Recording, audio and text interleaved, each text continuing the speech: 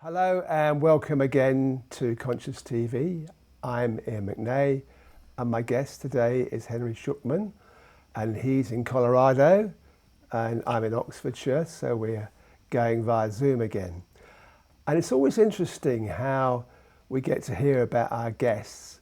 And I wasn't aware of Henry until on my birthday, beginning of July this year. Some good friends, Sandy and John Chubb, gave me this book, which Henry had written. And I read the book, and I really enjoyed the book. And it wasn't just the book I enjoyed, it was the way that Henry can write. Because I've read hundreds of books in terms of research for Conscious TV, and most of them are fine, nothing wrong with them, but this is a real writer. So Henry, your writing is superb. You must realise that. You've written other books, but it's more than just, because the subtitle is a Zen memoir, it's more than that. It's also a literary art piece as well, we might say. Anyway, we're going to run through Henry's story, talk about certain things in depth, and see where we go, and hopefully enjoy ourselves in the process. So at the start of the book, One Blade of Grass, it says, it's a quote, it wasn't Henry's quote, somebody else's quote, "I sought and I found." And so there's my first question. What did you find, Henry? Oh, wow. Well, what a great question. Hey, I just got to say thanks very much for having me on Conscious TV. It's a real honor. I've enjoyed a lot of your shows, the people you have on. I never thought I'd be among them, so thank you. Well, yeah, that's the big matter. What is our life about? And I could say, I found myself. I found who I really am. Mm-hmm. I found a kind of answer. Home, peace, love, sort of unshakable love. Could put it any of those ways, and still wouldn't quite catch it, It's odd. In a way, my story is a little, I don't know if it's particularly unusual, but I did have a random spiritual awakening when I was 19 years old, at a time when I knew nothing whatsoever about really spiritual practice or awakening, wasn't interested in anything like that, but I did have this sudden, very powerful moment, out of nowhere.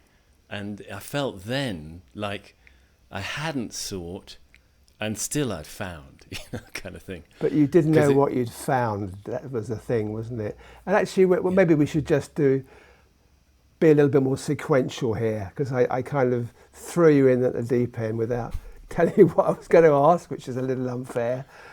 But there's certain significant things happened in your life, and one was when you were very young. You were 6 months old, and your parents, I think you were in Finland or in Scandinavia at the time, and your parents left you because they went to Soviet waters, and when they came back, you had these terrible skin rashes which plagued you for a lot of your early life.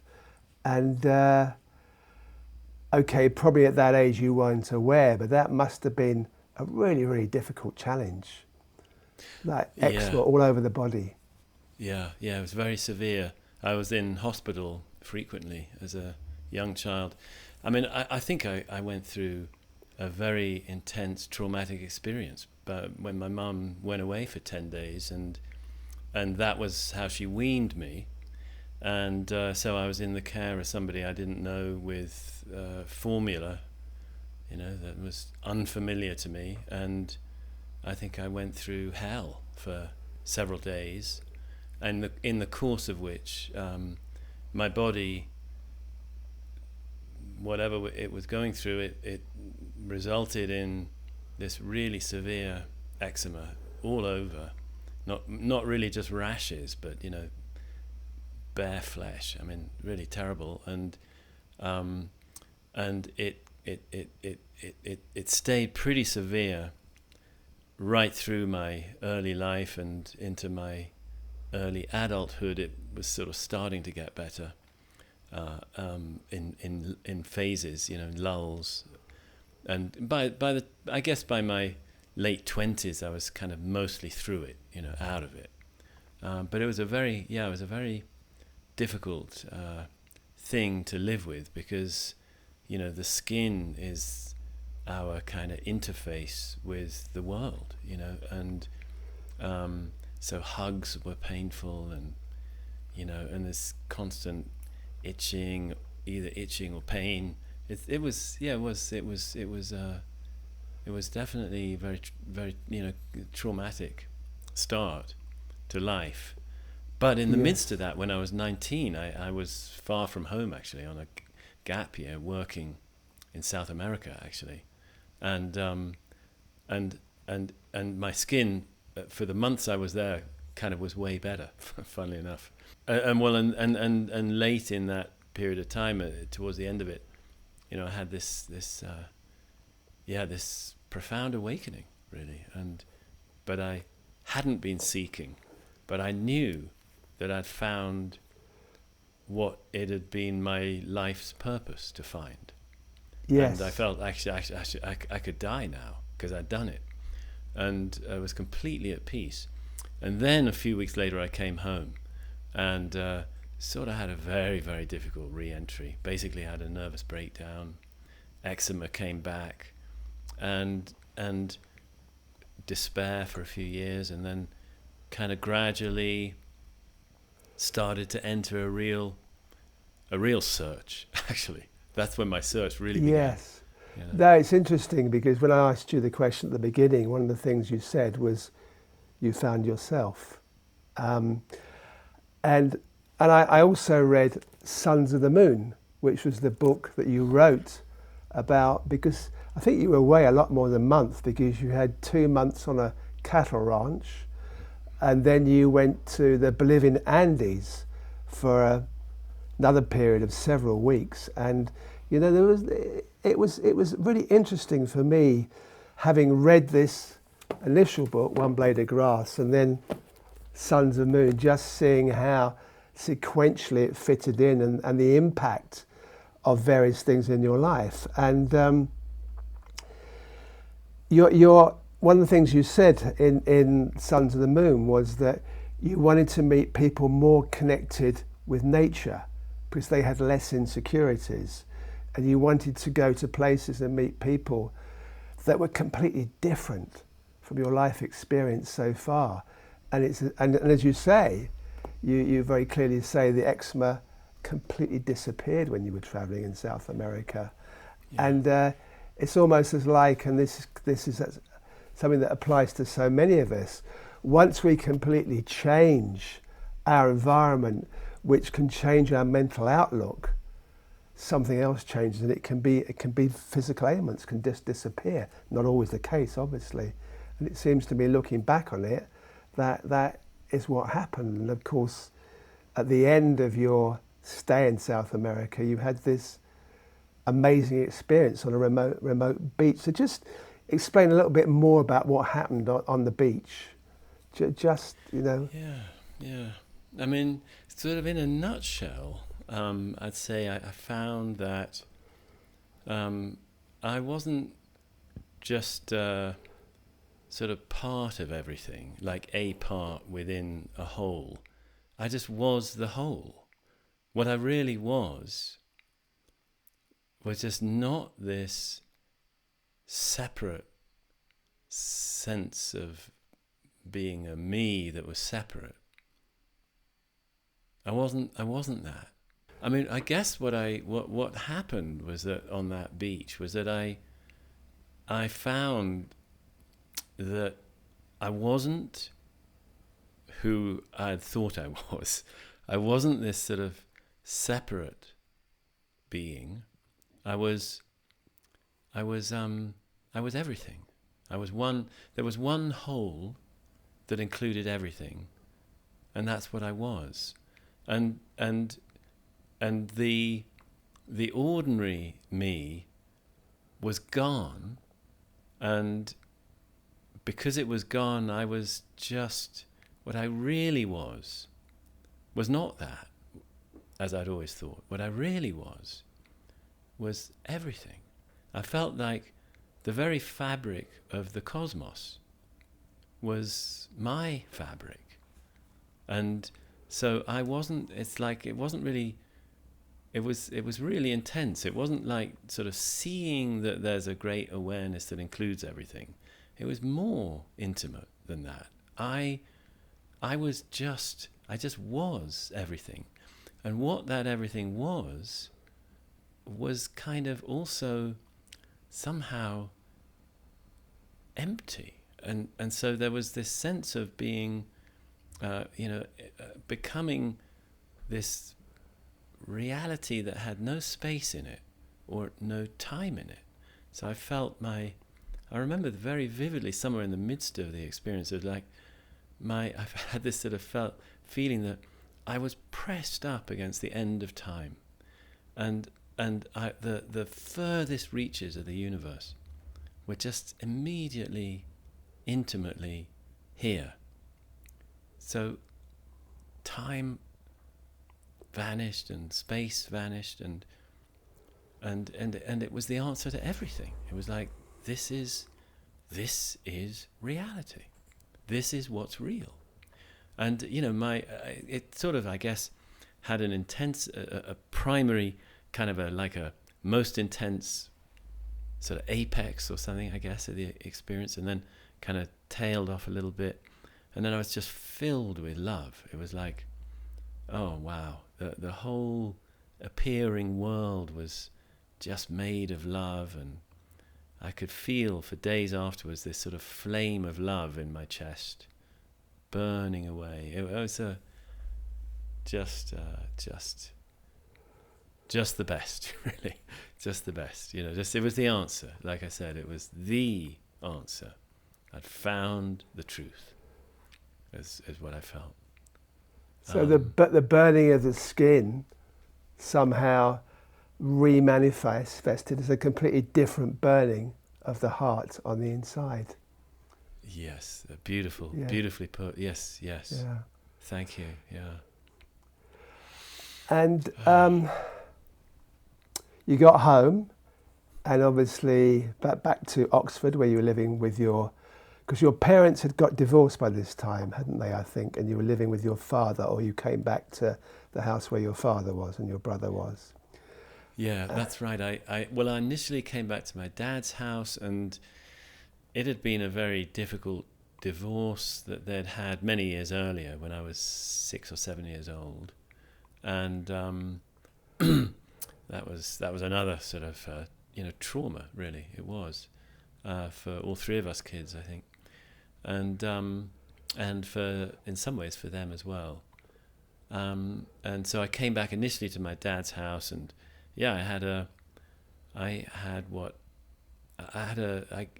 was some kind of breakdown.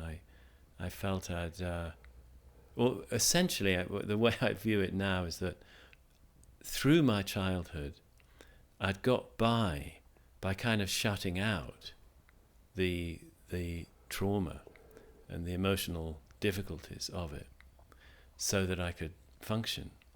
But when I came home at 19, I was in such a sort of opened up state. So, my heart was undefended. And when I came home, I think all the trauma of childhood that I had, in a way, suppressed, was freely accessible. And it sort of overwhelmed me. But in a certain way, I look back on it and I kind of see it as a blessing. It just happened too much, too soon, with no support. But the process that my heart was, so to speak, trying to make happen. A healing process of letting all this trauma be known and kind of worked through and released. I see that as a sort of beneficent process. But at the time, I felt like I'd just recently found all there was to find, and my life was resolved, and suddenly I'd lost it, and I'll never find it again. I've messed up. I've done the worst possible thing I could do, which was to come home, and I'll never get over it again. It was kind of the way my mind went for several years.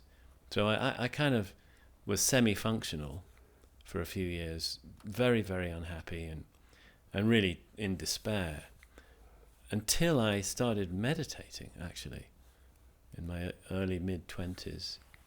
That was when I started to find a bit of space and peace and calm again, and fairly quickly recognized that I was in a pretty messed up state. And fortunately, I had a couple of friends who were in therapy, and took me along with them to this radical Californian maverick therapist who was living in Bayswater, and he was very he loved having young people, and he was very flexible with payment and understanding about that, and there was a group of us in our mid-20s who were diehards in his therapy group every Saturday morning. He's an interesting guy, actually, called Harvey Carmen, who we'd heard rumors about him. He was from California. He'd been a psychologist at UCLA, I think, but I found out much later that he had been a real pioneer in abortion rights, actually, and as a result of which he'd gone to jail even for 2 years in the US. And then he'd invented a method for abortion that he is credited now with saving the lives of millions of women worldwide. We knew none of this, actually, at the time, just that he was kind of a maverick guy. But he was profoundly helpful. So the combination of meditation, which was TM, by the way, and therapy, really got me rolling on the path of healing. But when you went to your first meditation class or initiation, of course, again, something dramatic happened, and that seems to be somehow, well, I picked up anyway, a pattern in your life that things happen in a dramatic way, because didn't you practically sleep for a week afterwards? At first, you were just so tired, and all that strain you'd have with the struggle with the problem with the eczema and the struggle with your father as well. Somehow the nervous system, the parasympathetic nervous system started to click in. You started to relax, and you just slept for almost a week. Yes, it's true. I was a postgraduate student at the time at UCL, so I had a very flexible schedule. And it's right, after the first week, I was sleeping an average of 18 to 20 hours each day. It was insane. I remember the first morning after I'd done my sit, and TM, I don't know if they still do it, but then there was this rigid rule. You had to do 20 minutes twice a day or don't bother, And I was desperate, so I was really diligent. I clung to that, So the first morning I did after the week of preparing, that they gradually get you used to sitting sort of thing for a week. It's a little ritual, isn't there? Because I did TM for a time, and take a piece of fruit and I think of flour or something, yeah. Yeah, that's right, exactly. And then they give you your mantra in a little ceremony privately. And then, so I'd got my mantra, and, next morning I do my sit, and I kind of had breakfast, put my books in my backpack to go to college, and I'd hardly walked to the end of the street when I realized I was absolutely exhausted. And I thought I must be getting flu, so I went back and just lay down. And next thing I knew, it was lunchtime. And I thought, damn, I must be ill. So I ate a sandwich and lay down again. Next thing I knew, it was 6 p.m. It was just crazy. I was so exhausted from years of deep stress, and my nervous system was just ragged. And it was so healing, and it was kind of amazing. After 7 days like that, I did my morning sit. I thought, expecting that I was going to be reeling as soon as I stood up and have to lie down again. And I just felt clear as a bell. It was like waking up on a dewy morning in summer or something. It was a fabulous feeling. Whatever all that fatigue had been, it had cleared. Just lovely. Yeah. Yes.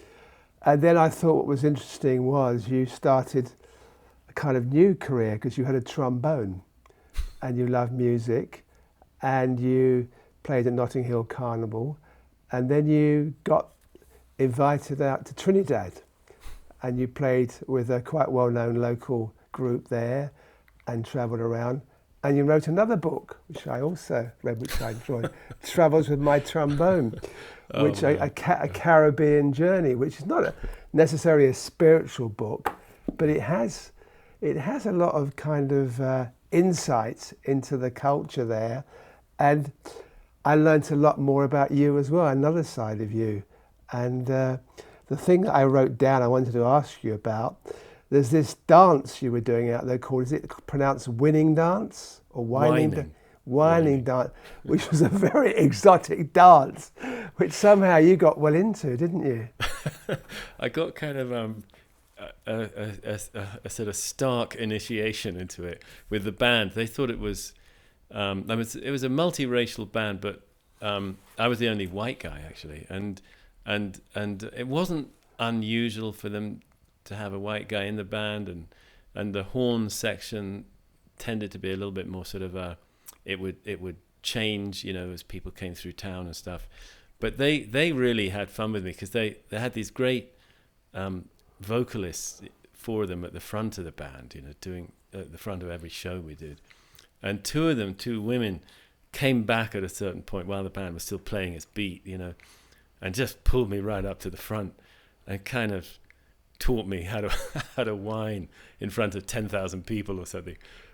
If I'd been a little bit sort of clearer head, it was right in the middle of the concert, and I sort of hardly knew what was going on and just kind of went along with it. And of course, but it was it was the stiff, English Jewish body wasn't so good at this fluid hip thing.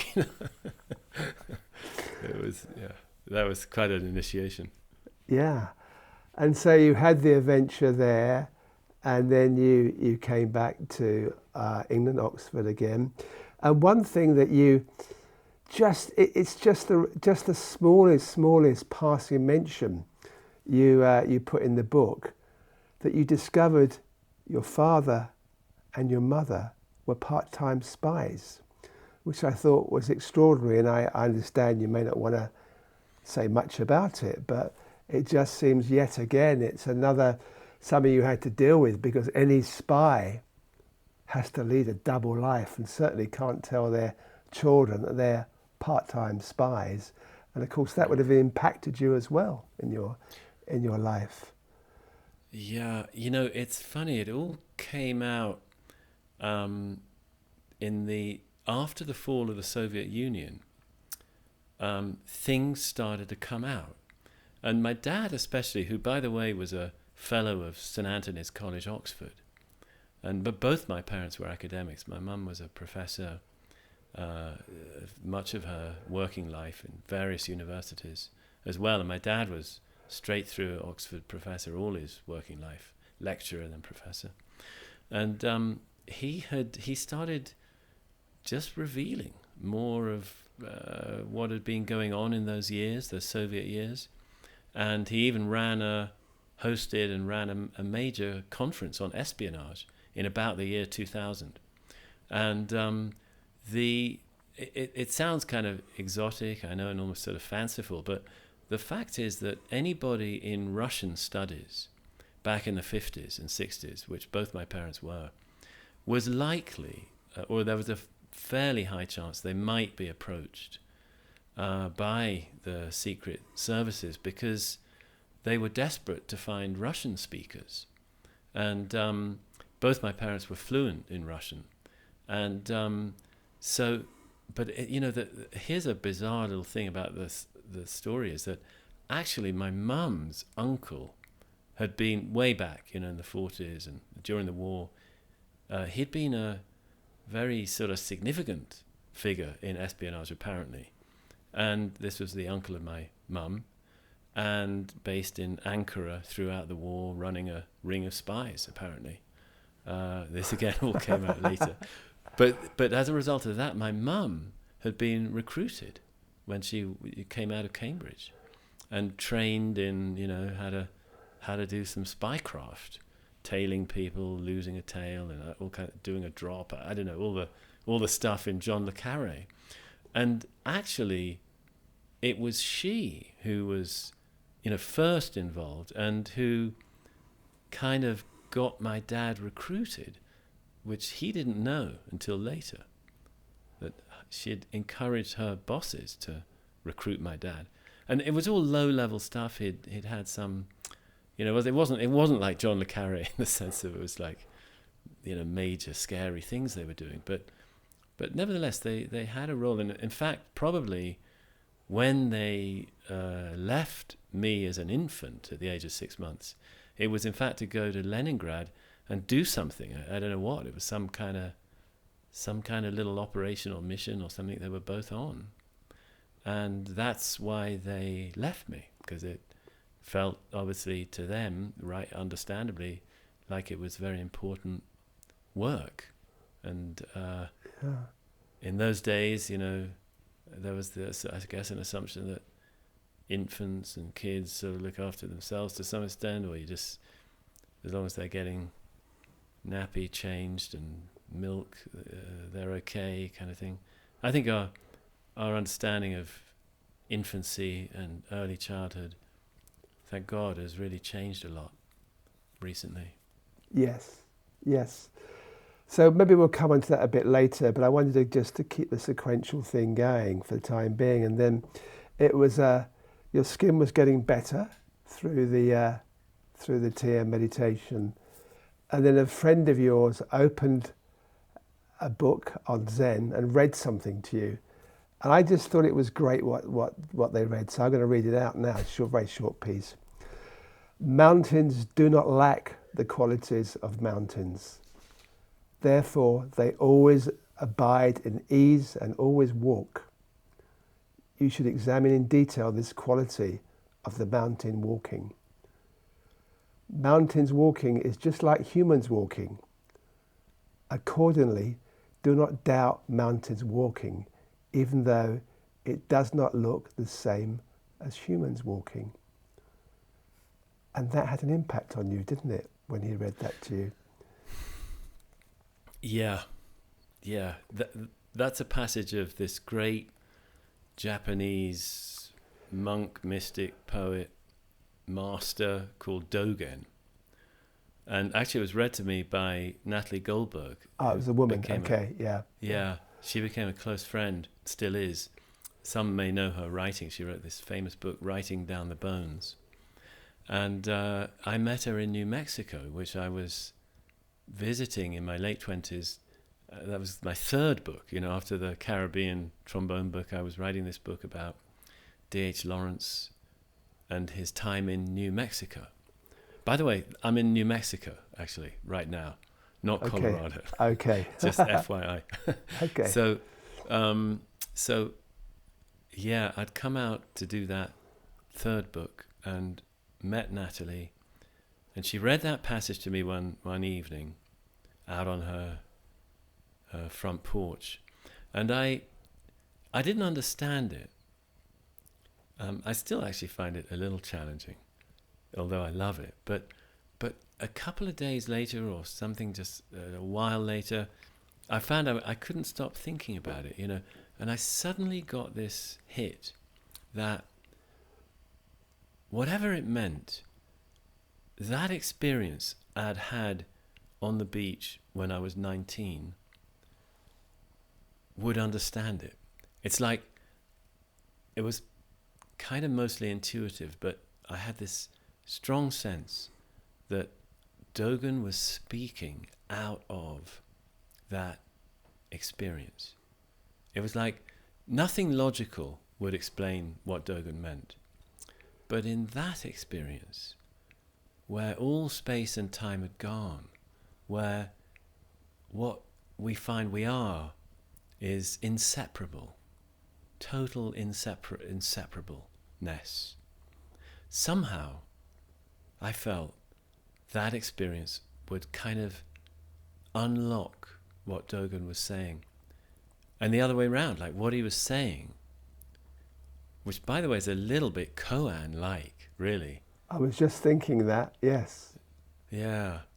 It could invite us, like a Koan, back into that home where everything is present and nothing is left out.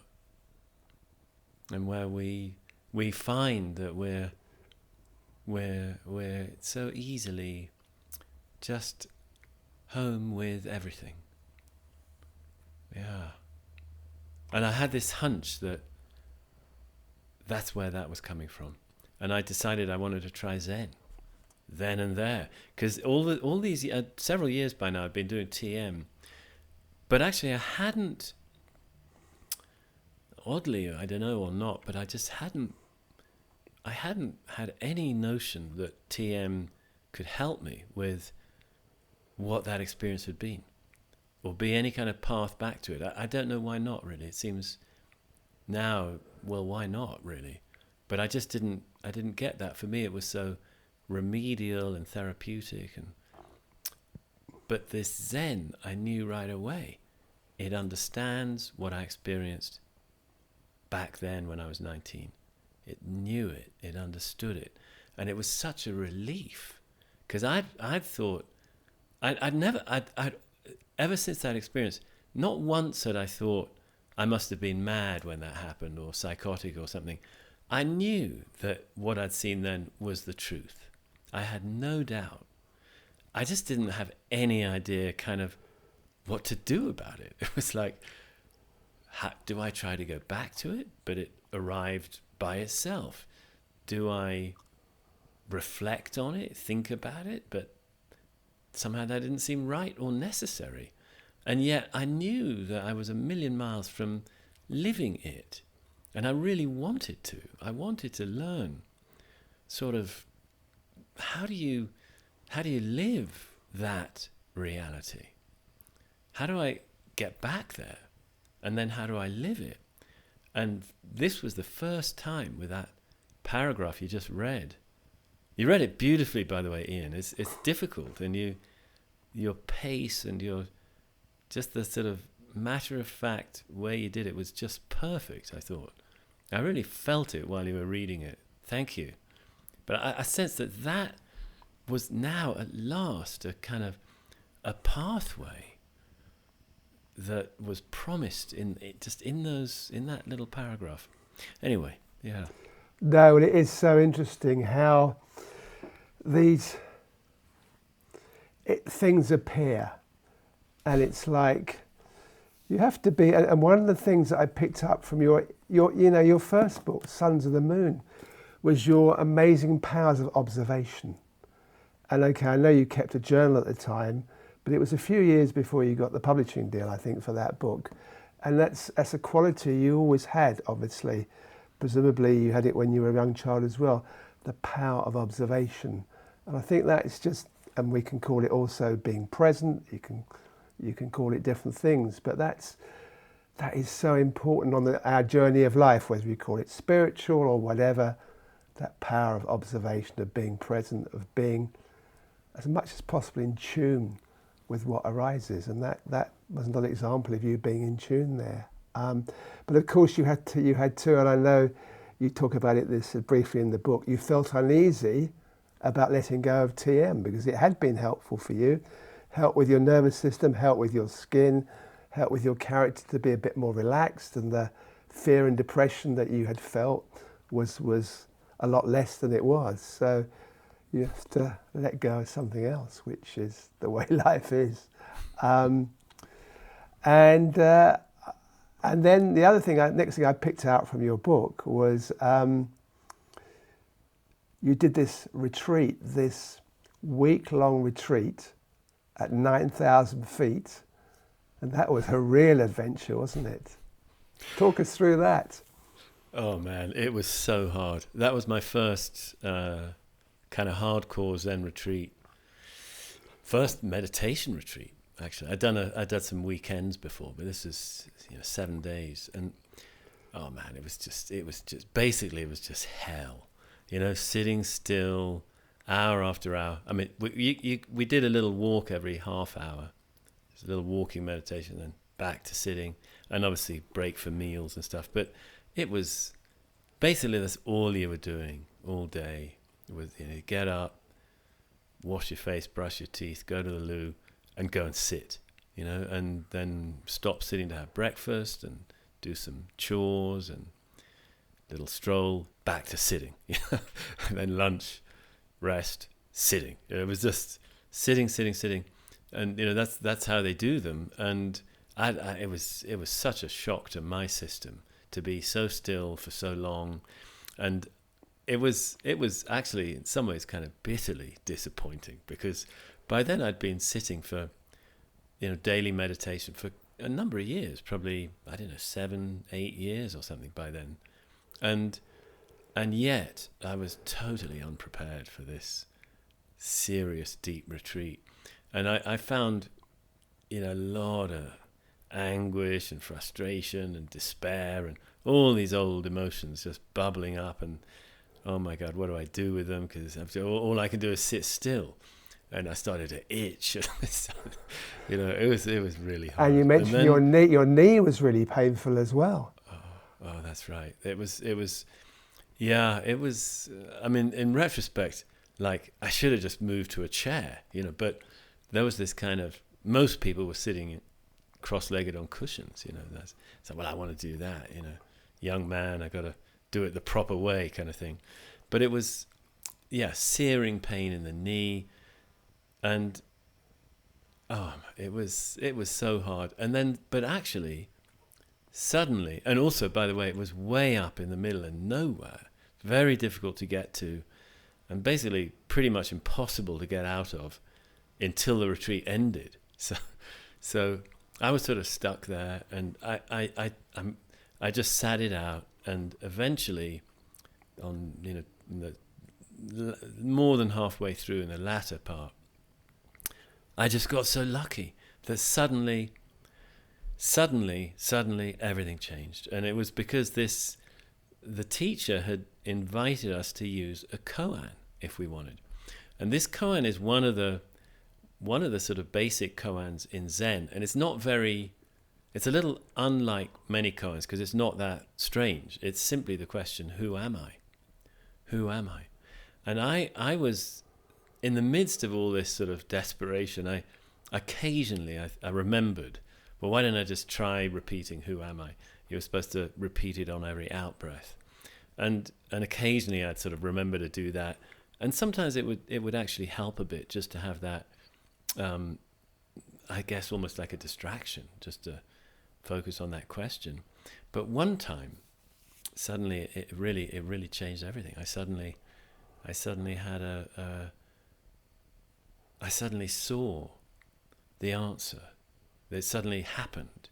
There was like a flashbulb went off in all through me and all through the world. Bam! And I just saw, oh my God, I'm not anybody. There's no one here. There's no one here. It was just astonishing, and the rest of the retreat was like just a golden bliss, just so easy and effortless presence, and what an honor and privilege and joy to be having this time of stillness and quiet and other bodies and people, and it was just heaven. And so I think if that hadn't happened, I can well imagine that I wouldn't have followed the Zen path, actually. Yeah, you also said in the book that you, as you said, you realised you were no one, and you also realised you'd made it yourself up. which is even more extraordinary. And of course, at the end of the day, we all make ourselves up, which seems so far out, but you knew that was true with yourself. Yes, I saw it undeniably. And isn't it, I'm so happy actually that it's not necessary to go through those kinds of torments to make discoveries like that. How wonderful and merciful that actually it can be done more easily. That because really all we're doing is just releasing. We're just letting go. We got this kind of like a coagulation or a contraction into this sense of self that's separate, and we're just releasing it. And when it releases, we see, whoa, it was never really here. Not the way I thought. It was never really here. It just invented itself and believed in itself. And we just release. And it's so easy. Somehow my path wasn't that easy. I had to sit through days of torment to just make this simple letting go. And luckily, it doesn't have to be that hard, I don't think, Yes, and at the end of the retreat, the teacher basically just encouraged you to keep your attention on what you're doing and not actually make a big deal out of your realization, although it was huge. And you talk later about how Zen has its way, it has its time, it's very patient, and it just encourages you somehow to keep going and keep going and keep going. Yes. Finding, just coming home again and again and again, and patiently and just sort of tending to our ordinary life. Zen's got this big emphasis on ordinary life. The ordinary life, and there's one Koan that says ordinary mind is the way with a capital W, which is almost like means kind of awakening, really.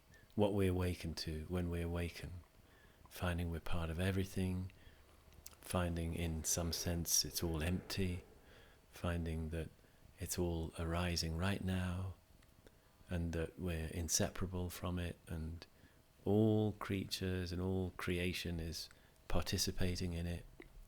And it's so simple, and even as we may realize this more and more, we just carry on with our ordinary life, trying to live kindly, helpfully, and non-harmingly, but just simple. And there's this famous stories in Zen, like some monk from some other kind of training who could walk on water, and the Zen guy is like unimpressed.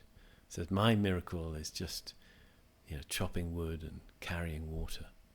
Those are my miracles. Like recognizing more and more the miracle of right now, just being able to be aware and talk and share thoughts and be experiencing the richness of this moment. Why would we look for more? It's all here right now. Absolutely. And your journey, I'm just still roughly sequentially following your journey, is you decided shortly after that retreat, you felt you needed a teacher. But the problem was you didn't like teachers. So you had to somehow find a special teacher, I guess. But again, you had the courage somehow to follow what you needed, and you found a teacher, didn't you? Yeah, and it took a while. I went and did more retreats. There was a Zen monastery I used to go to in New York State. I was, by the way, this time I was, I was well into this sort of, I guess, the life of a, professional writer.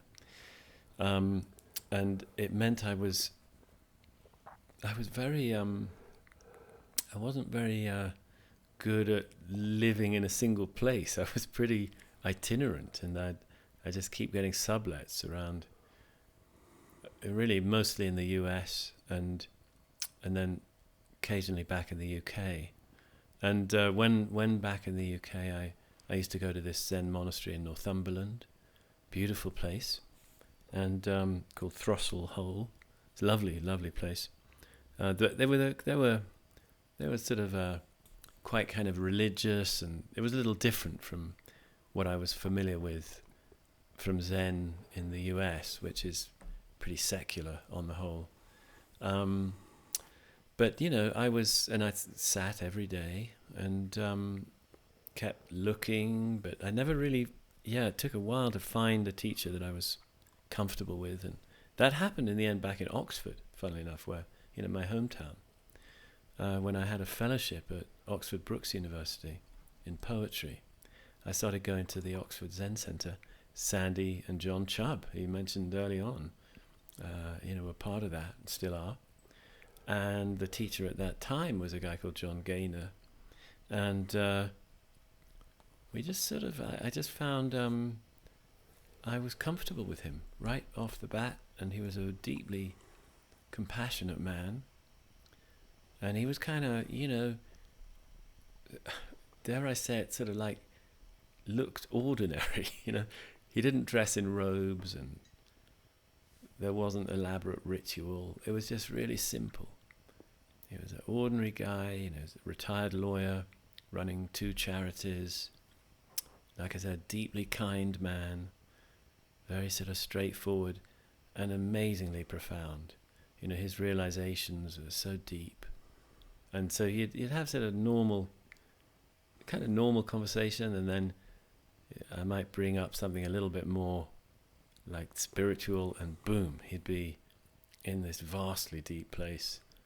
And it was so fantastic to be able to meet or be met by somebody who'd gone further, who'd realized more than I had, and really showed me that the sort of awakenings I'd had were valid, and there was more. He really affirmed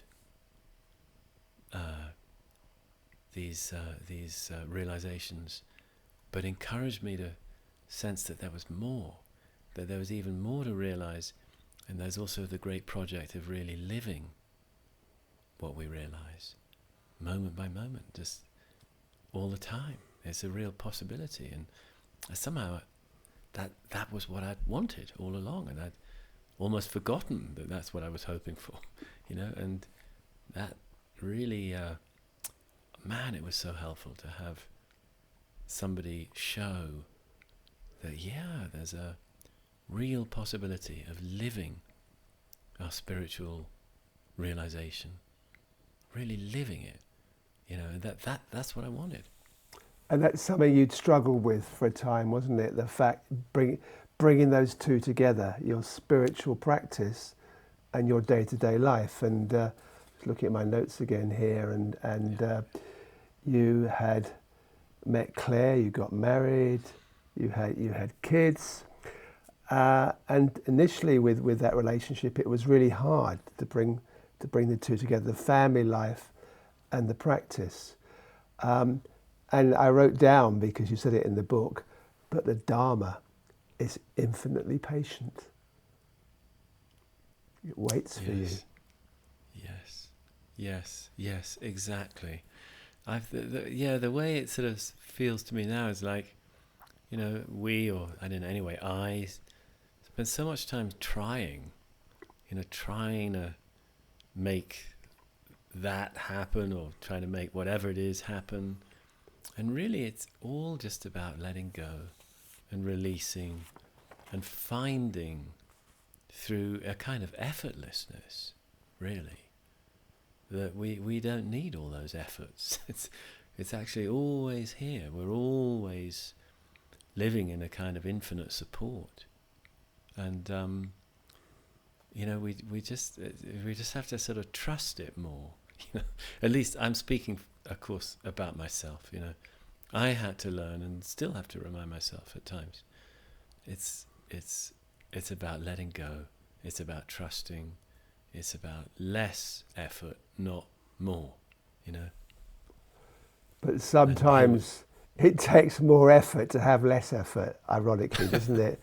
Because you have to bring the awareness there, and you have to, well, I'm talking a little bit personally, I guess, here, and you have to bring discipline in to somehow catch yourself when you're putting in more effort, knowing actually less effort tends to be the key at that point.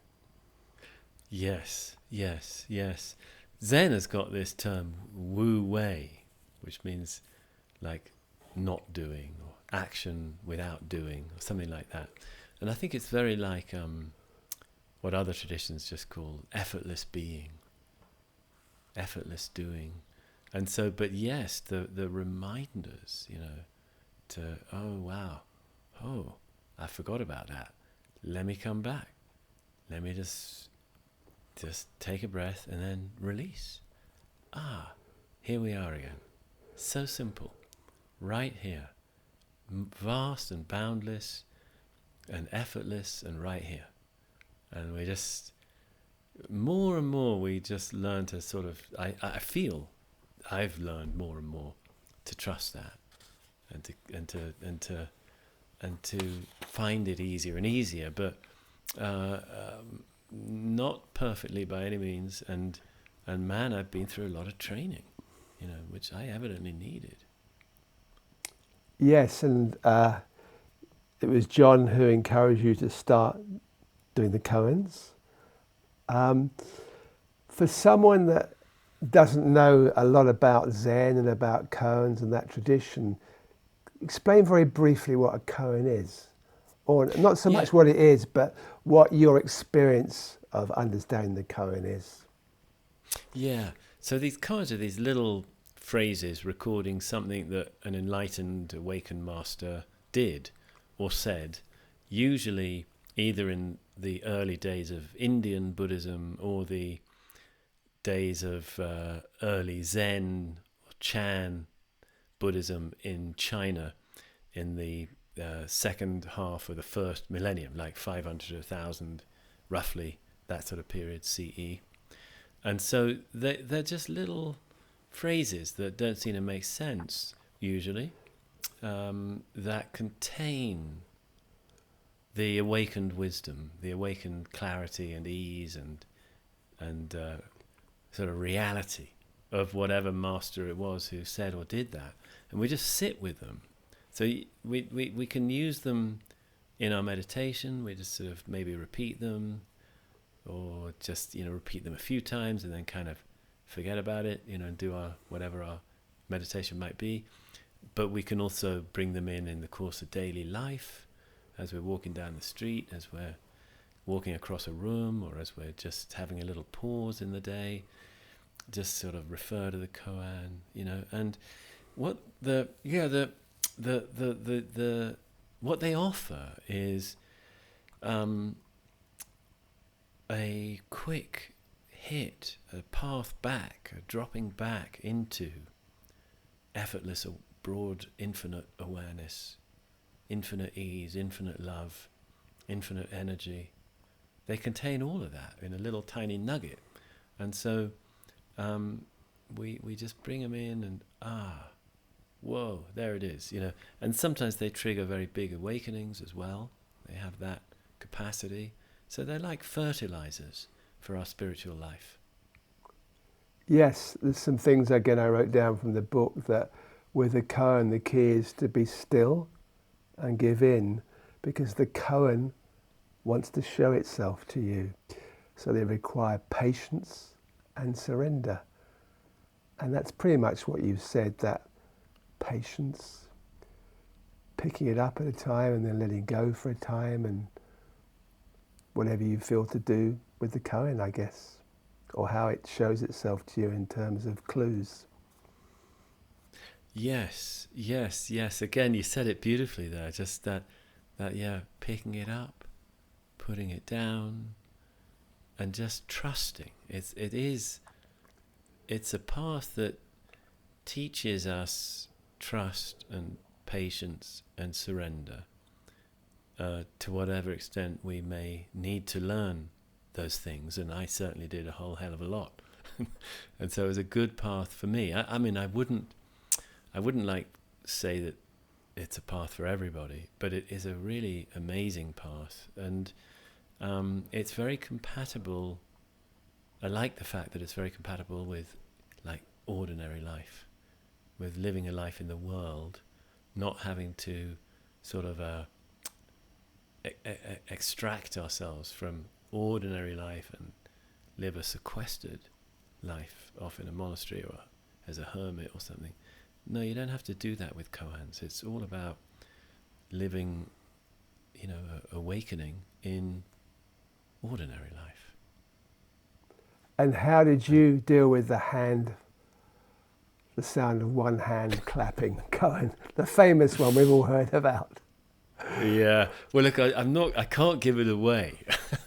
And it wouldn't really help if I did. But if we think that every koan, it is about dropping the separate self and falling back into boundlessness. It's the same with this koan. So we all the idea is that we know what two hands clapping sounds like, but do you know what one hand sounds like? It's slightly strange language, the sound of one hand. But actually, it's the same thing. It's an invitation. What do we find one hand is when the separate self is gone? One hand. I mean, it's inviting a deep experience, a deep sense of things. Like, what is it in the boundlessness? What is one thing? A pen, a hand, a leaf, a car, a door, a seat, a bird, just one thing in that boundlessness. What is it really? So in a way, the koan's not like, well, here's the answer. It's more like, what do we experience from it? And, Yes. And you could say, right? So it's a move from dual, two hands, to one, to all-inclusive one. And it seems like it's some riddle about hands and one hand. It's not. It's an invitation to awaken from duality into non-duality. So, because people, who haven't practiced with them, or maybe have a bit, but they might get the idea that they're sort of puzzles, riddles. But they're not. They're invitations to basically to awaken Yes. out of dualistic mind. And you also talk, again, I wrote down that you fell with one koan, you fell into a groove of centuries of practice. So I understand that it isn't just about what you're doing or not doing. There's kind of a gateway into this historical, amazing history of practice, I guess. Yes, and it's so beautiful that it is historical and yet it's timeless. Yes. So there can be this sense of joining all these practitioners across time and space, and then join, like, can become like all beings are present, and all creation is present, and we're just joining all of it. And this is what koans are. Yeah, gateways too. There's this famous collection actually called the Gateless Gate, which again sounds like another kind of mind-bending puzzle, but it's not. The Gateless Gate means there's no gateway. It's all one. How can there be a gateway? It's gateless. But there's realizing that. So that's a kind of gate. So before we realize it, there's a gate. After we realize it, there's no gate. So as they call it, the gateless gate. Kind of a gateway. But then, yeah, go ahead. No, I'm interrupting you. Sorry, you just finished what you wanted to say. Well, I was just going to sort of say, I think I was probably just going to repeat myself, actually. Like, before we awaken, there's a gateway. And once we're through the gateway and awakened, there's no gateway. It's just one awareness, one body, one consciousness, one reality, one marvel. And it's just functioning all the time as this very moment in all its details. And then something also happened to you when you were driving a car towards Glasgow Airport. Do you remember that, which you talk about in the book? It's just another example of somehow a reminder, something significant opening up. Do you want to just talk us through that briefly? Yeah, it was a sudden, this is the kind of thing that Koans can trigger. It was another moment really of a different flavor. The one thing that I love about Koan training is that there isn't only one awakening, actually. There are different faces of awakening, different dimensions of awakening. And in this one, I saw so clearly that there was like this nothing, just nothing at the heart of everything. And it was pouring, all reality was sort of pouring out of it like a river of lightning, just pouring out of this nothing. All that I was experiencing in the moment was just pouring out of this nothing. It was like I think it was like a black hole in reverse, giving.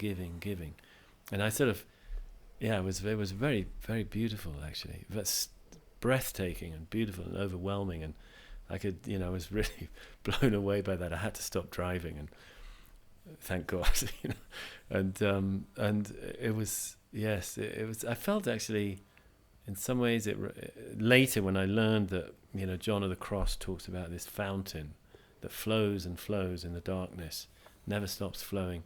I kind of felt, oh man, I wonder if that's what he was talking about.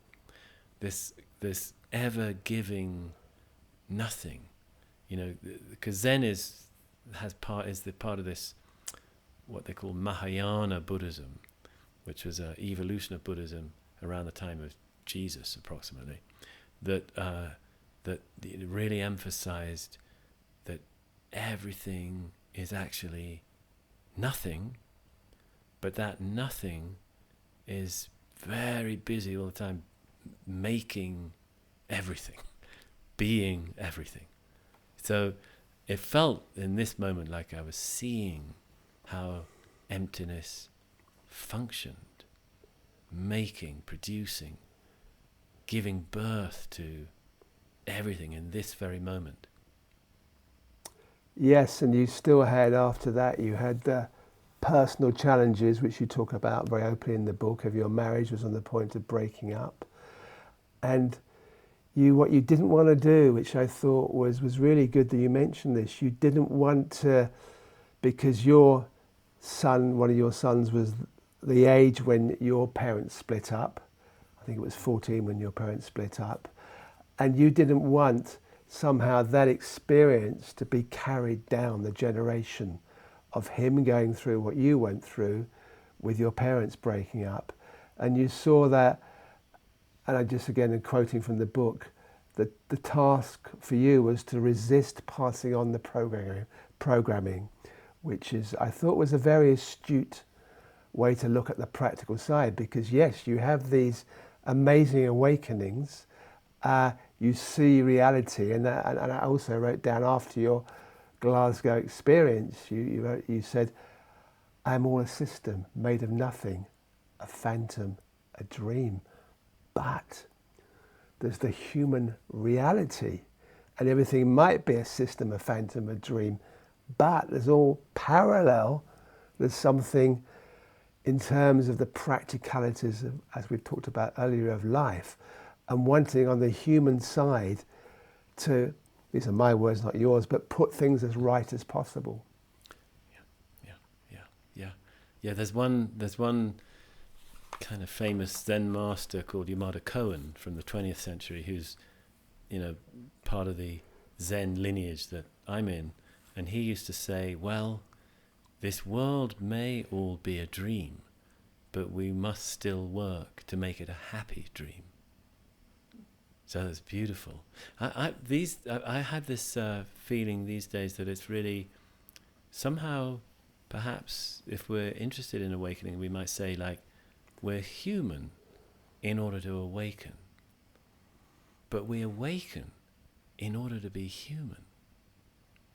So after awakening, or as we get clearer and clearer in the process of awakening, we must, I feel, we must sort of live our human side ever more fully and ever more helpfully and ever less harmingly. And that, I see the healing of trauma as one of the great functions of awakening, actually, because awakening shows us a boundless love, which is the ultimate agent of healing. And awakening gives us the space for our trauma to release itself. And it gives us the space for our own conditioning to untie itself. And so it gives us the space to be freer from conditioning and to act and live more consciously, more helpfully. So that I feel that, life, human living, is the arena for awakening to happen in, if you see what I mean. Like it's sort of in a way, somehow, when we awaken, it's enough, it's done, it's all fulfilled. But in a way, Zen wants us to go further. It says it's not done because there's a world full of suffering. Even though in awakening we see that somehow in some level all is well, that's not the end, because there's still a world that doesn't feel that way. And the task is the multifold tasks, the many tasks, is to work to help this world be freer of suffering, as I see it. And again, you talk about there's a time when you found it not so easy to work. You didn't know which direction practically your human days would go. And it's very beautiful at the end of the book. You talk about starting to work in a hospice with dying people, and the process of just sitting with someone who was dying and then died. And you also helped to teach yoga and meditation in prisons, something else very valuable as well, which I know Sandy and John, who we talked about, have helped in Oxford, the Prison Phoenix Trust. So we're going to finish shortly.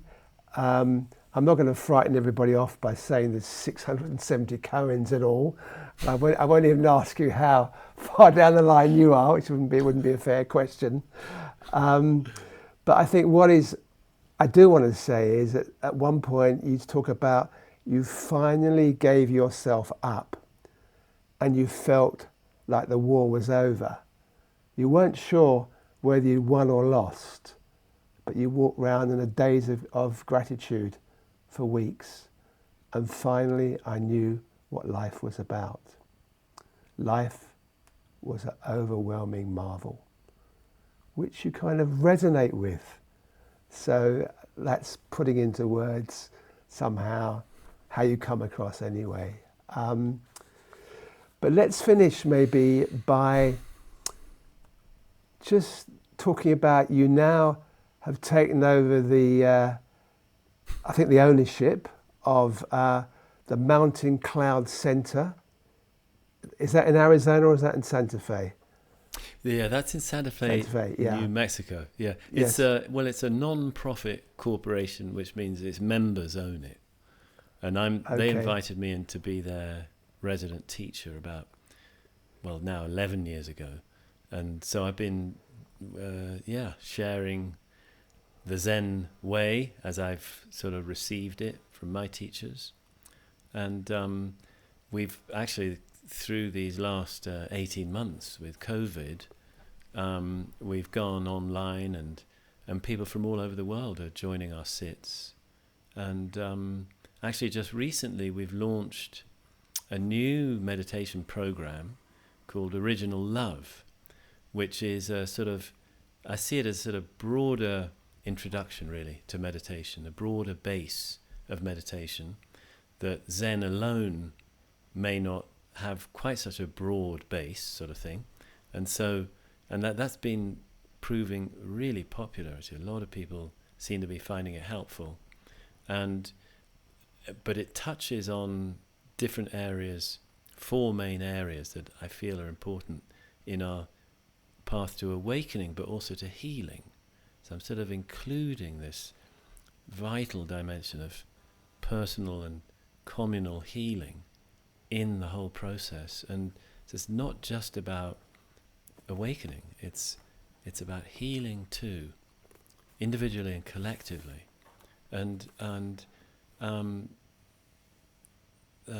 So that's something I'm giving a lot of energy to at the moment, as well as the Zen, the more kind of traditional Zen approach. And meanwhile, your practice goes on. Exactly. Yeah. Just now. There's nowhere to go. Just now. Beautiful sense of like purpose on the one hand and aimlessness on the other, because it's just now. Purpose and aimlessness. That's something to think about in the same sentence. Okay. Thank you very much, Henry. I've enjoyed our conversation a lot. I just want to show you your book again, your autobiography, One Blade of Grass, which I just enjoyed, and it's the kind of book I might read again because there's a lot in it, and it's a great story as well, and I'm always a sucker for great stories. It makes someone's journey more real somehow when I'm able to understand and kind of feel part by people revealing themselves of their life and their ups and downs. And you've certainly had ups and downs, and there's a richness in that, as I think we both know. Yeah. Well, I must say that it was a kind of what would I call it, like a watchword for me as I was writing it, like of just total frankness. I never wanted to pretend I was better than I was, if you know what I mean. And so I think it is quite frank, and that I also, for a long time, I didn't believe that the spiritual path for me could really kind of be fulfilled in the sense of finding a more stable peace and fulfillment and ease and an awakening that was kind of stable. I never believed that I was a candidate for that. I thought I've got too many problems, too much trauma, too much psychological turbulence, and I didn't really believe that I would get there. I could see that some people sort of seemed to, but then I wasn't even sure were they really, or they're just talking about it like they did, But I wanted to really try to convey to people that I do think now that is possible for all of us, and it's not a myth. And it was not easy for me by any means, and not that I'm free of all human trouble now, by no means. But man, it's so different that there really is a kind of corner we can turn. There's a hump we can all somehow get over, get to the other side of, where it's really kind of different. Same but different. Yeah. Hey, it's been so nice, Iain. I'm really very grateful and honoured to you. Yeah, grateful to you and honoured by your invitation. And I'm really actually, I'm really, I don't know what to say, like sort of just humbled that you've taken the trouble to read not one but 3 of my books. That's really, really. But I enjoyed them. I didn't read them because I felt I had to read them. I enjoyed reading them, and that's the key, isn't it, to life in general. You try and enjoy what you're doing, and as I've said many times before, for Renata and myself, Conscious TV is a journey, but we only read books that we enjoy reading. Otherwise, what's the point? Yeah, so thank you for writing them. And I might even delve into some of your novels, which I've seen online, which I haven't tried yet. So, well, actually, I could imagine you might enjoy my first poetry book, which was called In Dr. No's Garden. Okay. It's easy poetry. It's not different, and people often seem to like it. And I got a feeling you might, just based on our conversation. Okay. Thank you again, Henry, and thank you everyone out there for watching Conscious TV, and I hope we see you again soon. Goodbye.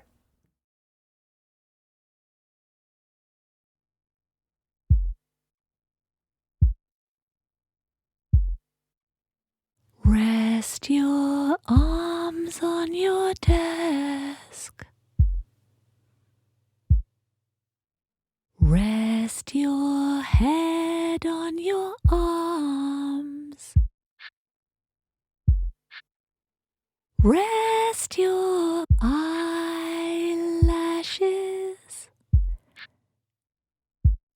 on your cheeks. Think of less and less and less and less and less and less and less and less and let the darkness make you calm. It's shushy, shushy, shushy time. It's shushy, shushy, shushy time. It's a little night time in the day. It's a little night time in the day.